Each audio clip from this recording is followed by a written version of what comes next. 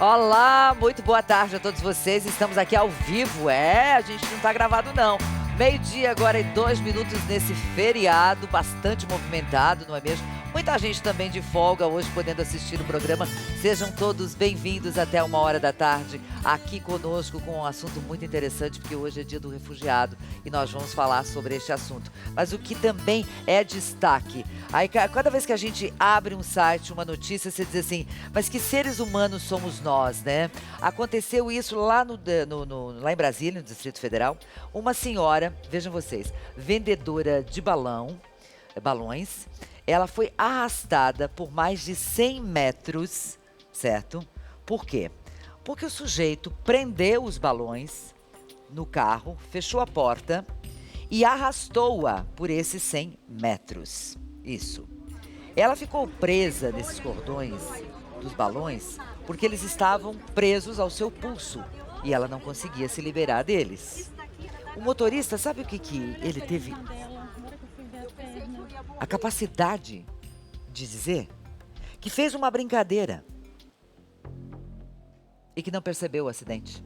Como que uma pessoa não enxerga que está arrastando outra?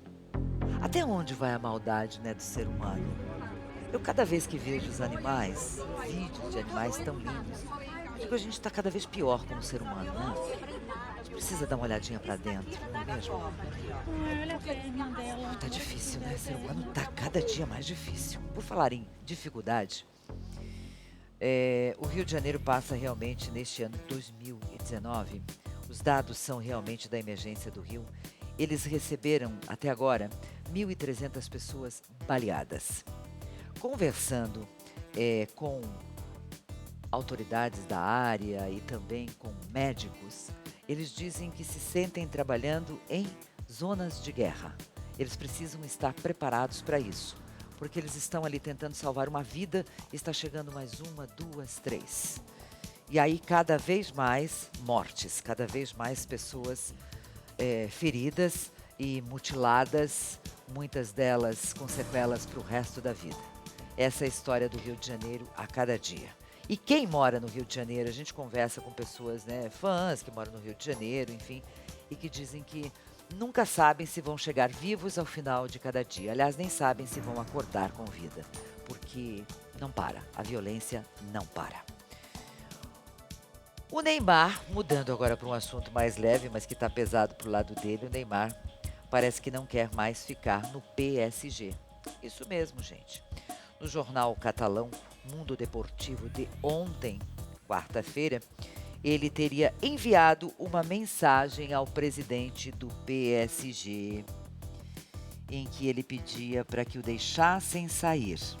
E a frase foi a seguinte: quero voltar à minha casa, onde eu nunca deveria ter saído.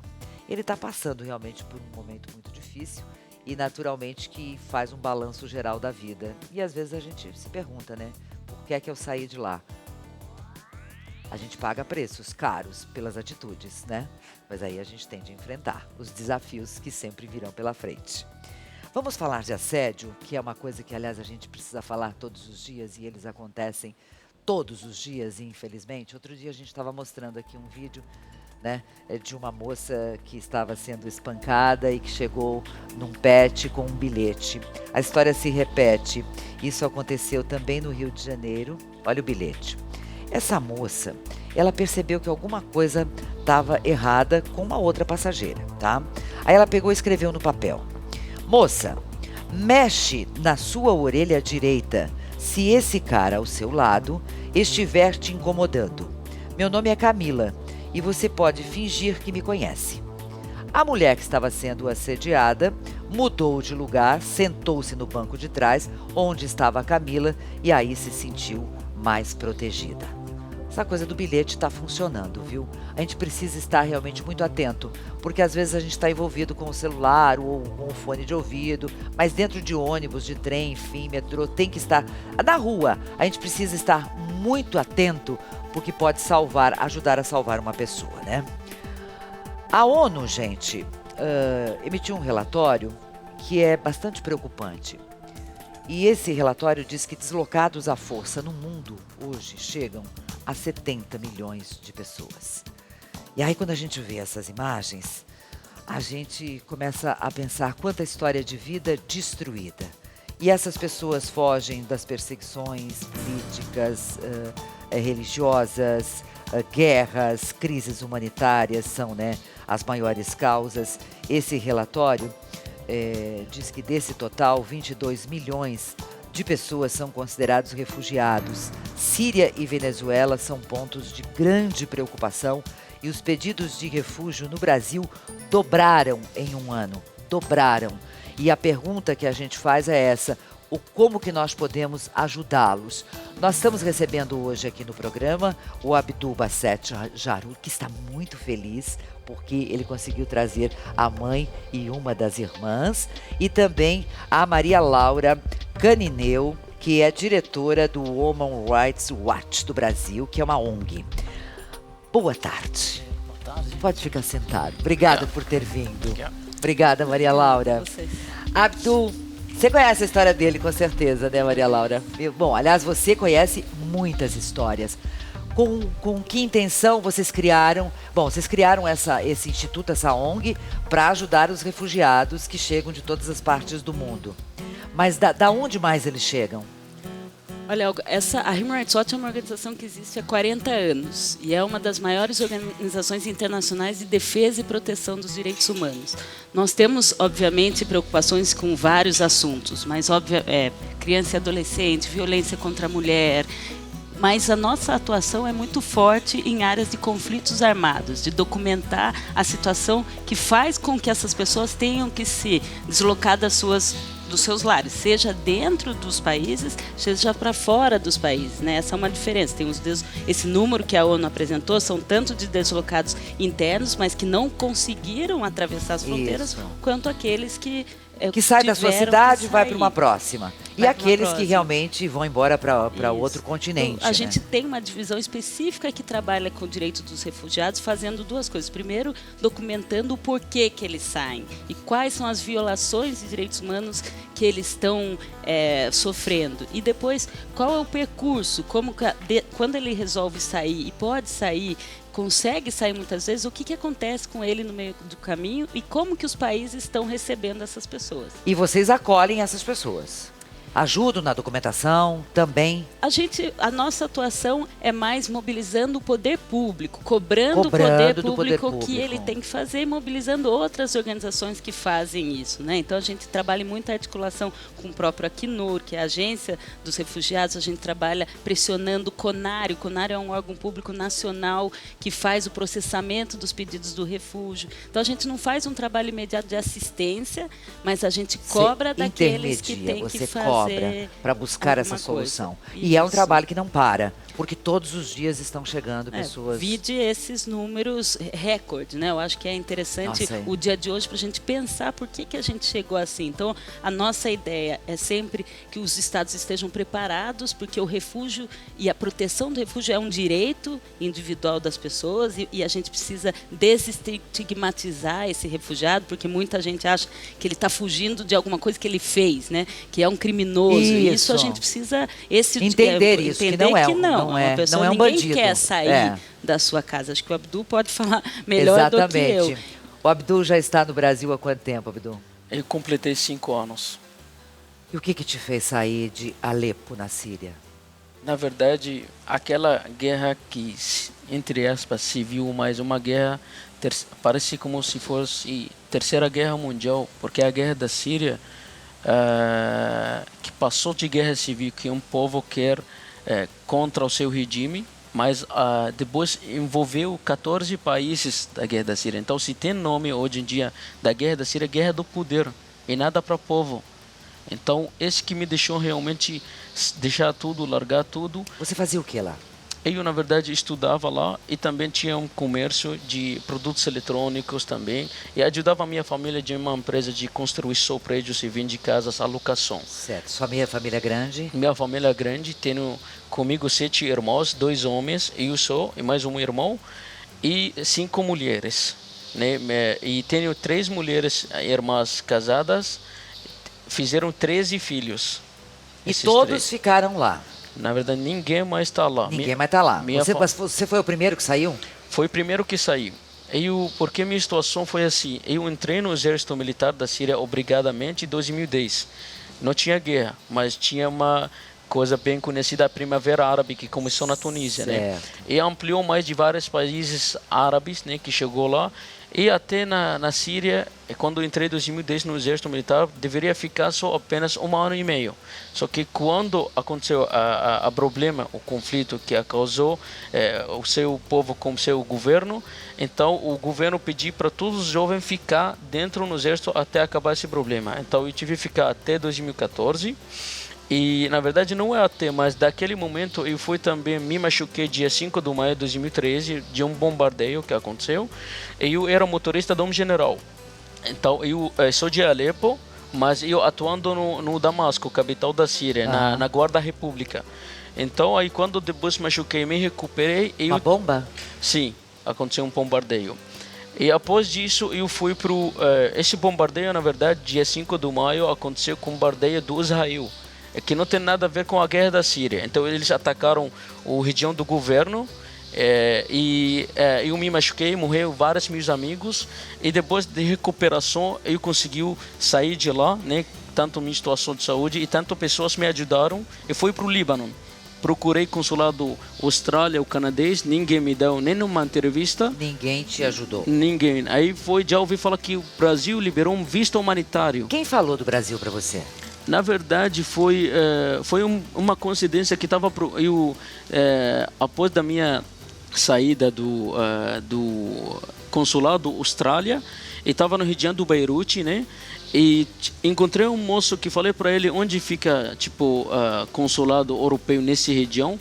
Aí acabando fazendo uma amizade, chama Jorge, e ele me ajudou, e que falou para mim que você sabe que o Brasil está liberando visto humanitário para os sírios. Eu falei não. Aí ele me levou até o consulado de Jordânia, e da Jordânia ele me levou do consulado do Brasil. Aí foi lá, entrei, falei minha história, situação.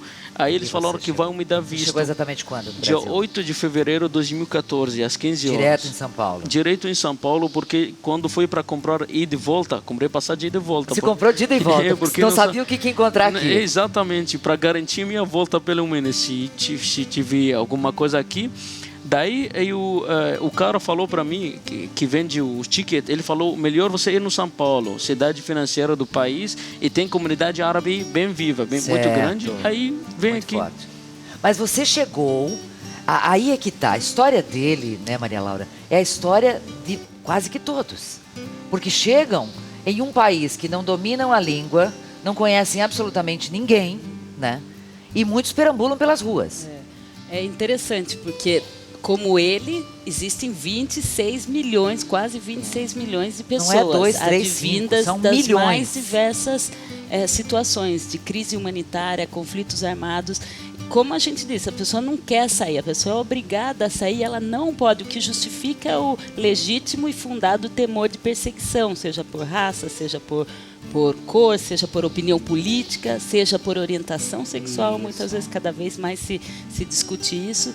E eu acho que, na sua pergunta, o que é importante destacar é que quando o Estado se obriga internacionalmente, né, e a comunidade internacional se obrigou a partir da Convenção de Refugiados, que é bastante antiga, a acolher essas pessoas que vêm dessa situação, mas não só acolher não significa só abrir as portas, significa você também dar condições para as pessoas. Que ela comece a desenvolver uma vida aqui. Você já esteve nessas regiões? Eu estive na Grécia, onde existem onde muitas pessoas da Síria, do norte da África chegam, né, nas ilhas gregas e eu já estive no Líbano também, que é um dos países, um pequeno, com uma população de refugiados que é uma das maiores ainda no mundo, né? Então acho que isso é muito interessante. O Brasil está longe dessas situações. Então hoje a gente enfrenta o fluxo enorme de venezuelanos, né?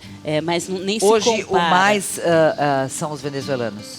Na região, olha, desde 2014, quase 4 milhões de venezuelanos já saíram do país. Muito mais do que a metade ficaram na região da América Latina. Então, a Colômbia, por exemplo, tem mais de 1 milhão de venezuelanos. o Brasil não tem esse tanto. As pessoas às vezes, né, reclamam porque não entendem que, logicamente, até pela língua, muitos venezuelanos acabam indo para os países de língua espanhola. Então, o Peru, por exemplo, que tem uma população muito menor do que o Brasil, tem pelo menos 4 vezes mais venezuelanos que o próprio Brasil. Então, o Brasil é um país que ainda tem condições de acolher e de tratar de forma digna e dar oportunidades para essas pessoas. E trabalho em várias áreas, né? Aqui eu tenho uma pessoa que hoje trabalha, a Clara. Ela fala que se chama Clara. Ela veio da Venezuela e ela fala que trabalha hoje como faxineira e está muito feliz e agradece ao Brasil pela acolhida, agradece ao Brasil por ser a sua nova casa a partir de hoje e que hoje ela tem o que colocar à mesa, com o que alimentar os seus filhos. E até ela diz assim: obrigada por vocês falarem desse tema que é tão delicado, é verdade, mas que a gente precisa falar, porque a gente não está falando de uma coisa, de um objeto, a gente está falando de seres humanos iguais a nós. Você, quando chegou aqui, sozinho, desembarcou no aeroporto, me conta, o que você fez na sequência? Você foi para onde? Você tinha alguém, um nome, um endereço? Na verdade, foi assim, que eu tive sorte, aquele moço que conheci no Beirute, né, que ele chama Jorge, ele me falou de uma pessoa que ele mora no São Paulo, Brasil, ele é libanês. Quando eu cheguei, eu procurei esse libanês e realmente, como a sua esposa de origem egípcia, também eles me acolheram do primeiro... Você ficou na casa dele? Do primeiro mês, mas após disso, né, após disso eu saí de lá e realmente consegui alugar uma casa no Santo Amaro, Avenida Atlântica, né? E foi um momento realmente, eu me senti perdido nesse país gigante, porque alguém me falou, aqui tem que se virar. Então, aquela palavra, eu pensei que eu sou refugiado ou sou aquela palavra que bem conhece daqui, gringo. Então, esse que não me perdi, porque pensei que ter um tipo de acolhimento na mão especial para os refugiados, como considerado da Guerra da Síria, já bem famosa situação. Você teve vontade de voltar logo que você chegou aqui? Na verdade, no começo eu desisti, porque eu vi a questão tá difícil para mim de comunicação, né, português, minha língua nativa árabe, e vi a situação, vários refugiados de várias nacionalidades, né, desse refluxo migratório, que procurei a Caritas, a organização da Igreja Católica que acolhe refugiados, e vi tão difícil para um sírio ou um africano ou o que seja, que ele achar um trabalho, ou moradia legal sobre a situação dele. Então vi que o Brasil abre porta, mas realmente fecha a janela, porque é difícil de eu entrar, aí depois tem que se virar.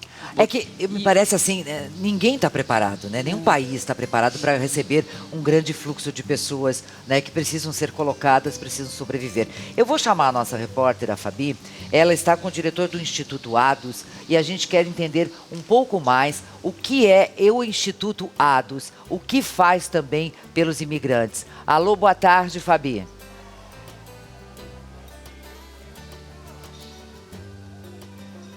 Boa tarde, Olga. Boa tarde a todos. A gente está aqui com o Siddhartha, né? O diretor do Instituto ADOS, com a Prudence também, que é uma refugiada. Ela veio do Congo, já tem 10 anos que ela está aqui no Brasil. A gente vai contar um pouquinho da história dela, mas como você disse, a gente vai entender como é feito esse acolhimento aos refugiados, o número de refugiados que cresce a cada ano. No último ano, em 2018, houve sim um aumento de pedidos, né, de refúgio aqui no Brasil, e o Instituto ADOS faz realmente esse trabalho, né, de acolhimento e de dar condições para que esse refugiado, quando ele chega ao Brasil, ele tenha, assim, condições de conseguir um emprego, de conseguir uma moradia e recomeçar a vida. É isso, é esse o objetivo, Siddhartha? Boa tarde.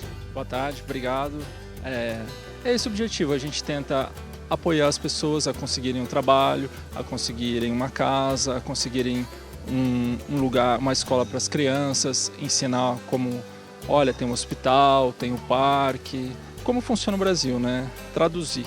Siddhartha destacava que a política realmente aqui no Brasil, o acolhimento, as leis brasileiras com relação ao refugiado é uma lei boa comparada com outros países. Sim, o Brasil é uma referência no mundo da legislação, só que a legislação, só falando que as pessoas podem vir e ter direito, não significa que as pessoas, quando vêm, tenham esses direitos. Então as pessoas chegam aqui e ficam jogadas, né? Então a pessoa chega, não sabe o que faz. Ele permite a entrada, mas não dá condições para que essa pessoa sobreviva. Justamente, aí se vira você e Deus, e é assim que é. A Prudência pode falar melhor, porque a pessoa chega e não sabe o que faz, com quem fala, o que pode, o que não pode. Então daí o ADOS e outras instituições chegam para falar, olha, refugiado, você tem direito a fazer isso, você pode fazer aquilo, aqui no Brasil você não pode fazer isso. Então tem várias leis, costumes no Brasil que são diferentes de outros países e as pessoas não sabem, porque o refugiado ele não escolhe o país, assim, vamos passear nos Estados Unidos, vamos procurar um emprego na Irlanda. Não, o refugiado vem de repente para o primeiro país que ele tem uma chance. Então ele não estuda profundamente, não sabe, vem e tenta a vida, né? Agora, sim, o curioso é que, assim, vocês fazem com que também a cultura deles sejam também preservadas.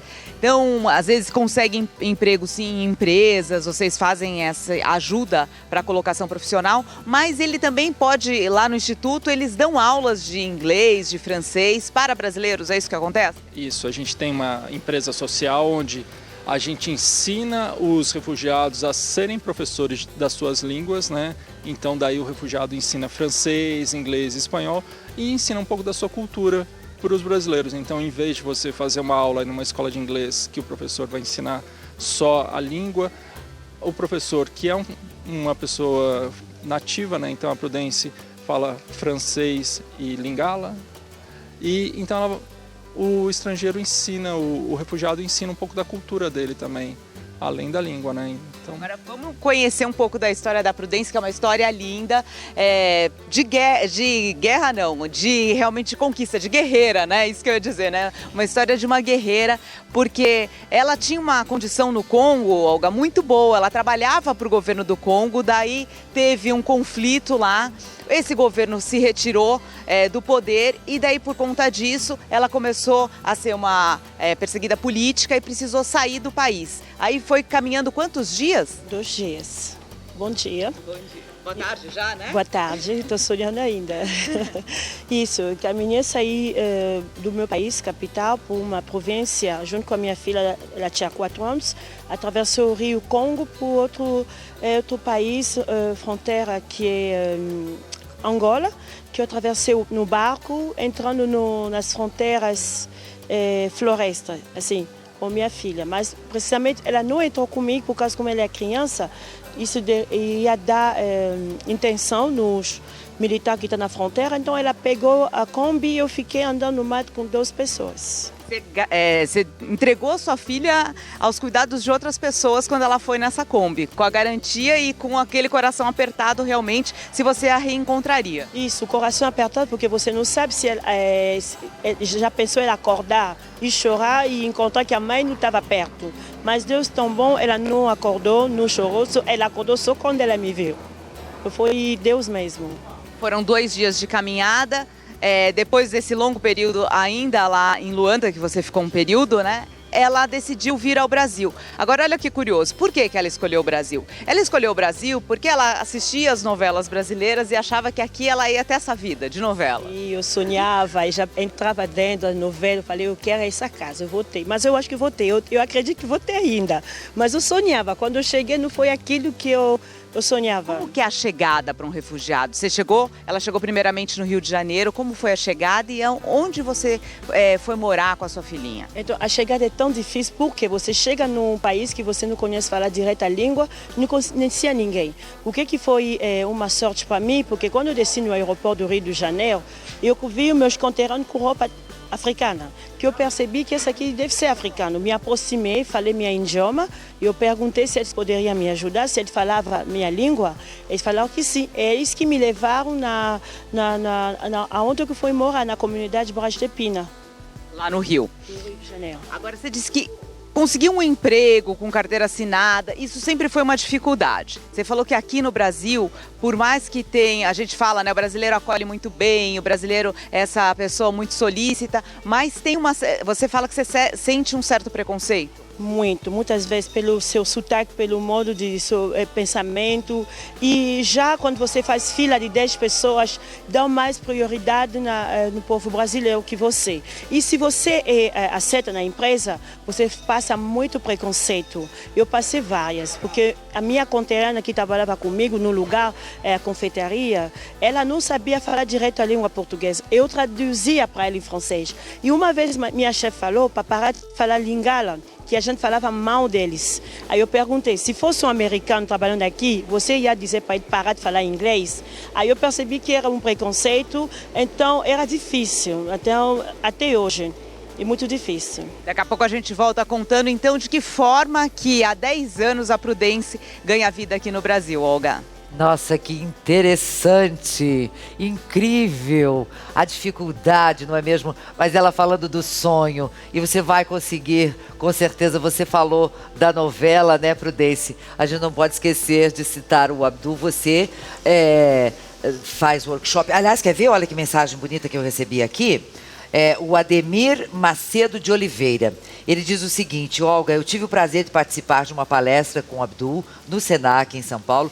Me impactou muito como nós temos uma vida boa, diz ele, perto da vida que vocês levam. O Ademir aqui está te mandando um abraço. Obrigada pela audiência aí, Ademir. Bom, voltando à novela, pegando o gancho da Prudence, você fez um workshop com as autoras de Órfãos da Terra, né? Você foi chamado? Sim, recebi um convite realmente o diretor da Caritas, da organização Igreja Católica, para encontrar a dupla Thelma Guitz e Duca Rachid e seu diretor, Rodrigo, para compartilhar esse conhecimento e trabalho que eu faço hoje com refugiados. Depois recebi convite deles, da produção, e da Thelma Guitz e do Rachid, lá no workshop lá no Projac do Rio de Janeiro, e compartilhei também conhecimento, o trabalho que faço, a questão do Sírio, a situação deles, como eles deslocam, qual o sofrimento que eles passam, e foi muito legal. Eu queria fazer gratidão enorme para Duca Rachid e Thelma Guitz para fazer esse novela, para sensibilizar mais a nossa causa, trazer mais luz, empatia, não é mesmo? Olhar solidário pela nossa causa. As palestras que ele dá, isso é muito importante, né, Maria Laura? Para abrir mais a cabeça da gente também, né? Com certeza. Quando a gente vê essas histórias, eu acho que de superação, né, e o périplo que eles passaram para chegar aqui, quando chegaram, enfrentam todas essas dificuldades, você só pode imaginar que são pessoas muito fortes, com muita disposição para ajudar o Brasil a crescer, né? Uma vez que a gente recebe, eles fazem parte da nossa sociedade. Então, é importante essas histórias, e a própria novela, a gente foi nesse workshop para contar sobre o que é o refúgio e como que, da melhor forma, eles poderiam transmitir essa mensagem. Por isso que o dia de hoje é importante, porque é um dia de oportunidade para a gente conversar e educar essas pessoas. Um aspecto interessante do que ela falou lá, eu acho que é importante a gente destacar, é que quando o refugiado chega no aeroporto, ele já tem as condições, ele já é um perseguido e ele recebe do governo brasileiro um protocolo, porque o processo de análise do refúgio dele vai durar um certo tempo, porque eles precisam mandar documento, tudo. Mas aquele protocolo, ele já serve para muita coisa, para inscrever os filhos nas escolas, para ter uma carteira de trabalho. Certo. E esse acho que a Luciana vai poder falar melhor para a gente sobre as dificuldades do empregador no Brasil entender aquilo como um documento válido. Então, eles passam por muitas dificuldades só porque as pessoas refugiado acham... passar a existir, né? Eu sou alguém, eu existo, né? Daqui a pouco a gente vai falar das pessoinhas que estão ali sentadinhas.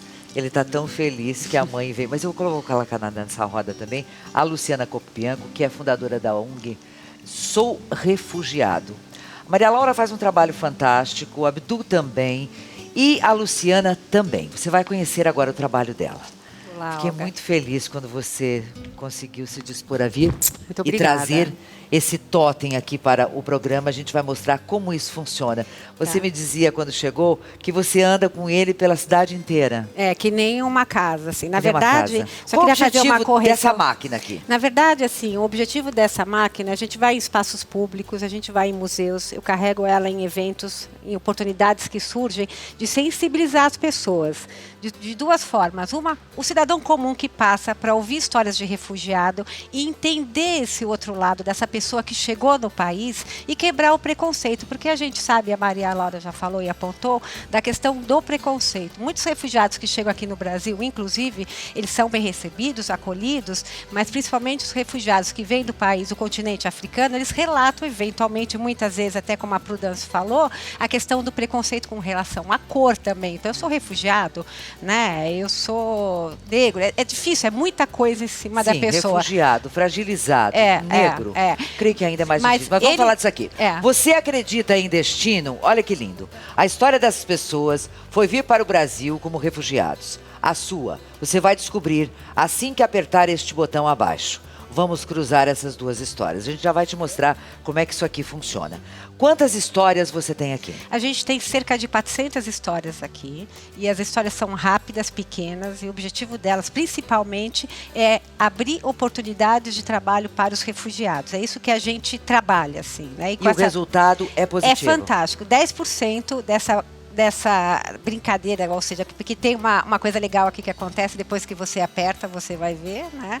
Você recebe o currículo do refugiado e você pode fazer alguma coisa por ele. Vamos lá? Vamos lá. Eu aperto aqui. Então, veja você, isso aqui está no espaço público. Sim. A pessoa chega, vai entender do que se trata de refugiados e aperta o botão. Houve uma história.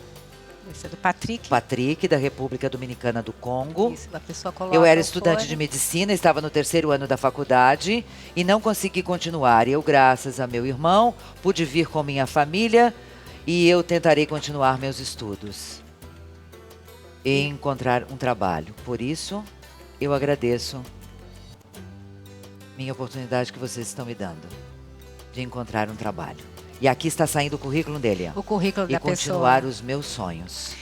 E a gente faz essa conexão que a partir de agora, o destino de você está unido. E a pessoa pode, de fato, ajudar aquela pessoa. Ela tem um poder, ela tem um papel, ela tem um nome. Ó, gente, aqui sai impresso, ó. A partir de agora, nossos destinos estão ligados. O Patrick tem 23 anos, é solteiro. Objetivos profissionais, atendimento ao público na área de saúde. Ele apresenta-se com educação, simpatia, sendo pessoa de fácil relacionamento interpessoal, estudante de medicina, fala francês, fala o nativo e está aprendendo português. Ele é natural da cidade de Kinshasa. Chegou com a irmã, chamado de um irmão mais velho que já estava no Brasil, refugiado por causa da guerra e das dificuldades que o país encontra. No Congo, cursava o 2º ano de medicina e relata que tem esperanças de conseguir estabilidade através do trabalho. E aqui ele diz, estou refugiado. A partir daqui, Luciana, eu vou... Você tem, sabe onde ele mora, você tem o resto. A gente tem um banco de dados hoje atual de quase 3 mil pessoas em situação de refúgio, currículo dessas pessoas. A gente espalha algumas delas aqui nos totens, as outras a gente trabalha nas redes sociais para fazer uma provocação e o objetivo daqui é realmente gerar emprego e quebrar preconceito. E eu posso dizer que a gente tem quebrado, assim, alcançado barreiras incríveis. A gente conseguiu colocar no mercado formal de trabalho, falando carteira assinada, mais de 500 pessoas refugiadas. Através desse totem. Com ele também. Com isso aqui, com esse isso gesto. aqui. É incrível, assim, né? Porque a gente recebe, a gente compartilha o e-mail destino@estourefugiado.com.br. A partir desse e-mail, as pessoas começam a enviar respostas. Eu adorei a história do Patrick, eu quero ajudá-lo. Eventualmente, o Patrick já pode estar trabalhando, mas a gente tem uma outra pessoa para colocá-lo no lugar. Sim. Principalmente agora, a gente tem recebido no nosso escritório, da nossa instituição, muitos venezuelanos. A crise dos venezuelanos, como a Maria Laura já grave, falou, realmente. é bastante grave. E você recebe famílias fragilizadas. Eventualmente, a mulher ela vem sozinha, depois vem o marido, ou eventualmente alguém vem, e os Isso. filhos ficam. Então, eles têm que abrir território aqui. E como é que E tem você que se se firmar, integra? tem que ter um pouco de segurança para Claro, trazer o restante claro. da família, né? Precisa de trabalho. Agora, precisa de trabalho, basicamente. Luciana, quem está vendo a gente nesse momento, que não está com a máquina lá, mas que queira, de repente, adotar um refugiado, fazer contato com você, você pode, tem e-mail, tem Tem, site? Luciana@estourefugiado. Luciana@estourefugiado.com.br. .com.br. E tem um outro e-mail que Que você é o falou. destino@estourefugiado.com.br. Destino@estourefugiado, tá no vídeo. .com.br. E a gente tem essa coisa lúdica do destino, e quando a gente sai, um refugiado, ele sempre acompanha, um ou dois, eventualmente, sempre com uma camiseta do projeto, e a gente até brinca, é muito legal, que a pessoa que acompanha o Totem, ela tem sorte, ela sempre arruma um trabalho, assim, né? A gente teve na A ideia Bienal do de Totem Artes... é fantástica. É fantástica. Você criou esse Totem há quanto tempo? 3 anos, 2 anos e meio, na verdade, a gente criou esse Totem a convite da Human Rights, da Maria Laura, que a gente estava participando de uma exposição no MIS, ela falou, Luciana, pense em alguma coisa Vamos legal. fazer. E nasceu o Totem. E você precisa de patrocínio também, Pois né? é, a gente precisa Pra de você, porque ajuda. isso aqui é pesado. Ele é pesado, ele requer o quê? Um grupo de pessoas, né, transportando. Por exemplo, a gente tem um convite para ficar agora 30 dias num shopping. Isso é incrível, eu não tive recurso ainda para Maravilha. levar. Porque eu preciso de pelo menos 4 refugiados para fazer o turno, eu preciso um técnico acompanhando e histórias que a gente vai coletando e subindo. É porque no momento que você está com o Totem lá, vão aparecer novas histórias de refugiados, Mais novas, né? e a gente grava isso constantemente. Eu acho muito importante porque a gente acredita que a gente ajudar muito nessa questão através de história, storytelling, sabe, a história do outro, né? E é muito legal porque outro dia a gente estava num evento bacana e uma pessoa estava ouvindo essa história, ela acabou, olhou, falou: "Você é do projeto?" Eu falei: "Sou.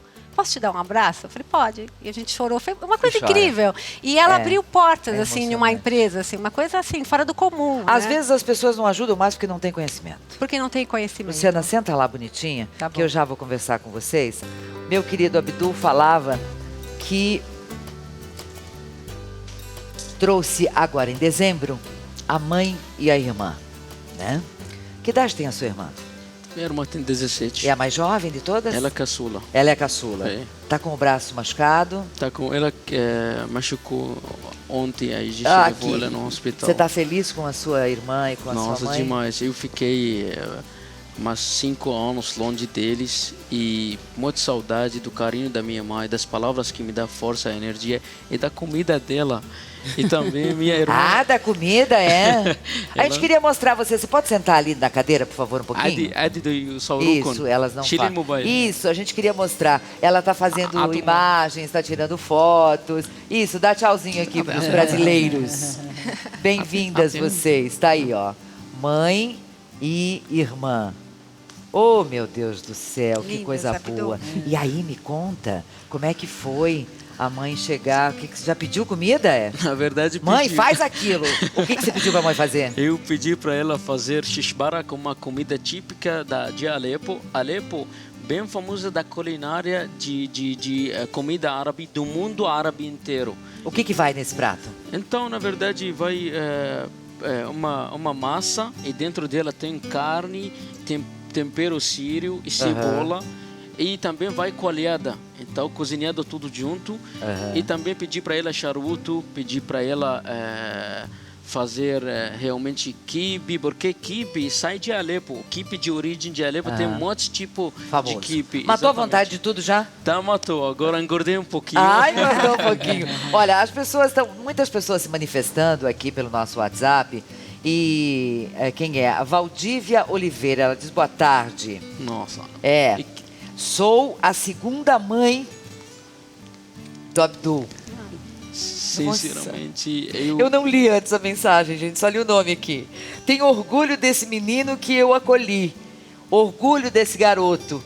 Parabéns pela forma profunda como estão abordando o assunto.